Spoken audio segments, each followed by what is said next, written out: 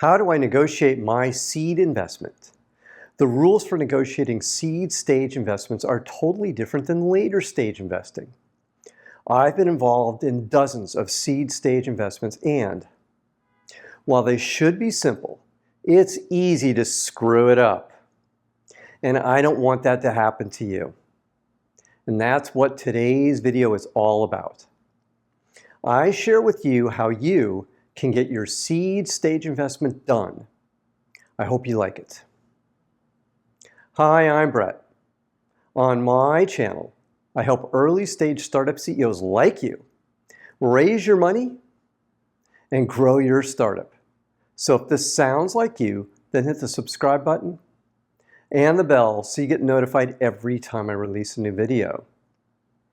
Let's get started. And let's start with the first one on my list. Number 1, what is seed funding? Seed funding is the initial funding into a startup. The amount of this funding can be all over the map. It can be as little as $1,000, or it can be as large as the amount of money I raised in my initial funding of $12 million. However, most seed funding is usually less than $100,000.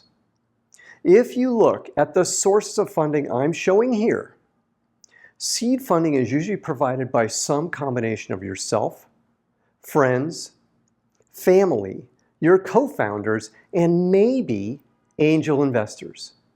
Usually, venture capital firms do not participate in seed funding. The reason VCs usually don't participate is they don't have to provide the first funding to most startups anymore. Friends, family, and angel investors have filled this void in the funding landscape. Now that we know what seed funding is and who usually provides this funding, let's move on to step 2 on our list. Number 2, the mistakes you want to avoid with seed funding. And let's go back to the stack of investors I showed you in step number 1. At the bottom are friends and family, and VCs are at the top. You can also think of this as the sophistication level of your investors. Your friends and family will be the least sophisticated of your investors. By least sophisticated, I don't mean your friends and family are stupid. I do mean your friends and family will usually have very little startup investing experience. There are 3 things you want to do with this group. First, you want to avoid complicated investing instruments such as convertible notes and safe notes. Instead, you just want to keep the offer you're making simple. I'll get back to this in step number 4. Second, since you're dealing with friends and family, you don't want to take advantage of their lack of startup investing knowledge. That means you don't want to gouge them. The deal should be fair. I'll get back to this in the next section. Third, you want to explain exactly how the investment process is going to work. For example, you want to answer any questions your friends and family have, such as will they get their money back, and how this financing differs from what they've seen on Shark Tank. I'm not kidding. That's a real thing that too many people believe is how startup investing works. Now, let's move on to step 3 in our process. Number 3, how should you price your seed funding round? There are 2 issues you have to deal with here. The first, I suggested in step 2, that you want to be fair and you want to keep it simple. I'm a big proponent of letting the investor make an offer, but not for seed rounds because there are likely too many investors and they are not experienced investors. So I think you should just set the price. It depends on the size of the investment, but the range a seed investor group will get is typically between 10% and 20%. Let's say you raise a smallish seed round of $50,000. then giving your investors 10% equity in your company is about right. However, let's say you raise a very large seed round of $2 million.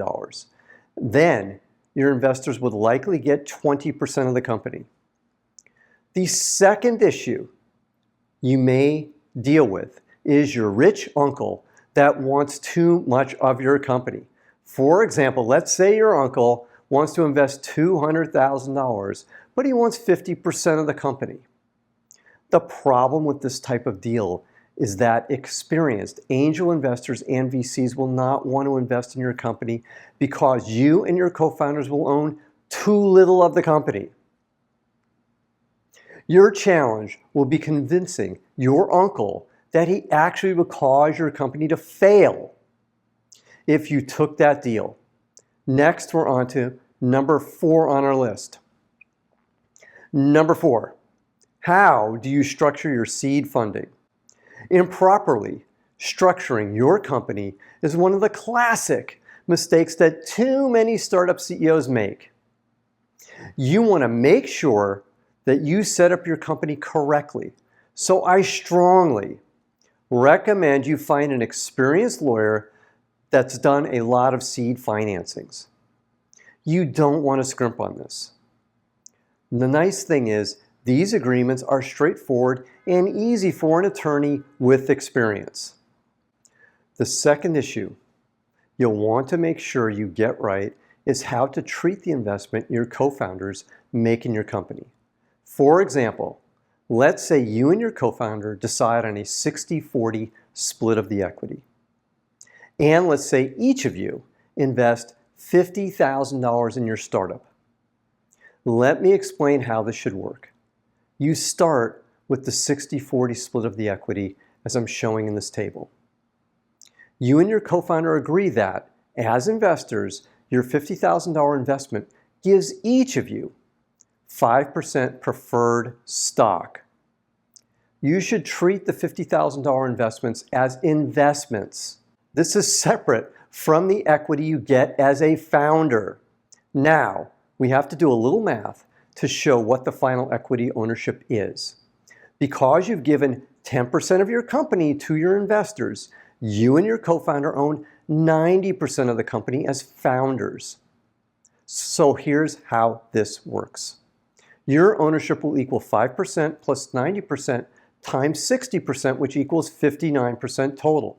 Your co-founder will equal 5% plus 90% times 40%, which will equal 41%. Just to make things more complicated, the investment equity is treated as preferred stock, and your founder stock will be common stock that will have a reverse vesting schedule. Can you see why you want a lawyer to help you now? This leads us to our final point, number 5 on our list. Number 5, what type of return are your seed investors looking for? If your investors are your parents, they may just want to get their money back. However, the expectations will rise as you go from friends and family to experienced investors. Experienced investors are going to hope for a return of 10x to 30x in the next 7 to 10 years. Now, if this content is resonating with you, then please hit the like button right now. One final thought. I'm going to repeat myself, but get a lawyer to help you get your company set up right from the start.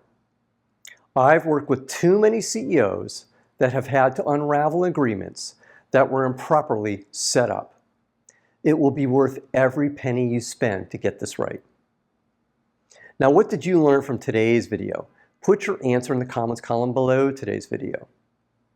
And if you have any questions, put them in the comments column too, and I'll be happy to answer them for you. Now, I have one more thing for you today. It's my free startup pitch deck template. It has all the slides you need to develop an awesome pitch deck. Click the link below today's video, and it's yours for free. And if you haven't already, join my free group of startup CEOs Zero to Pitch. It is a community for startup CEOs focused on growing their early stage startups and startup CEOs raising money for their early stage startups. Click the link below this video to join. Finally, click the subscribe button to get notified every time I release a new video. I'm Brett at brettjfox.com. Thanks for watching today. Take care. Bye.